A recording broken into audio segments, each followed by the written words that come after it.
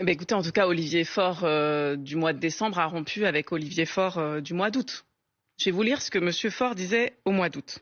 Macron est prêt à vous lâcher tous les noms, vous dire que vous pourrez tout avoir. Peut-être même, s'il vous appelle les uns les autres, il vous dira que vous pourrez faire quelque chose sur les retraites, que vous aurez un peu d'argent pour le SMIC, ou que vous pourrez faire quelque chose sur n'importe quoi. La seule condition, c'est que vous rapportiez le scalp du Front populaire, que vous puissiez dire qu'il n'y a plus de majorité à gauche dans ce pays et que désormais, à nouveau, ceux qui ont été battus à 3 reprises dans les urnes sont à nouveau la majorité de ce pays et que c'est à eux de gouverner. Voilà le calcul présidentiel. Voilà ce que nous n'accepterons jamais parce que je sais que du plus profond d'eux-mêmes, aucun socialiste n'acceptera jamais de devenir le supplétif de la Macronie. Voilà ce que je sais parce que nous sommes socialistes. Donc moi, ma question pour Olivier Faure, c'est est-ce qu'il est en train d'apporter ou est-ce qu'il pense être en capacité d'apporter le scalp du nouveau Front populaire à Emmanuel Macron? En tout cas, nous, les Insoumis, nous ne participerons pas à ça. Nous ne donnerons pas, en fait, du sursis à Emmanuel Macron parce que nous n'avons pas la mémoire courte. Nous savons qu'il a perdu. Il a perdu 3 fois aux européennes, aux législatives et là, pas plus tard qu'il y a une semaine, avec la censure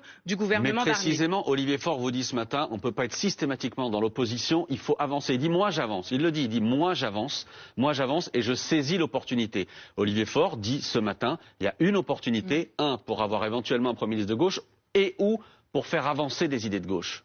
Alors je ne sais pas si c'est l'effet de la magie de Noël sur M. Faure, mais je pense que là il faut revenir à la raison, il faut revenir à la maison aussi.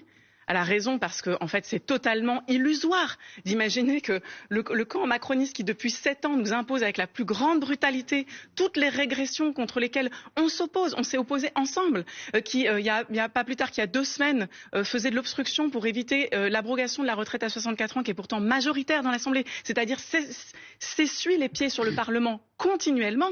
Donc c'est illusoire de croire que par je ne sais quelle magie de Noël, tout d'un coup, le macronisme deviendrait quelque chose qui nous permettrait de faire avancer les idées de gauche, mais alors absolument illusoire. Et puis en plus, je suis désolée, mais c'est lui qui sort de la maison du nouveau Front populaire en le faisant ça. Parce que les électeurs et les électrices, ils ont envoyé un message très clair en juin et en juillet dernier. Ils ont dit on tourne la page du macronisme. On évite à l'extrême droite d'arriver au pouvoir et on tourne la page de ces années de malheur. Et là, moi, j'ai pas entendu un Olivier Faure qui tourne la page. J'ai entendu Olivier Faure qui veut embarquer dans une aventure. Très bien, mais qu'il le fasse seul, parce que moi, je pense que cette aventure est une galère.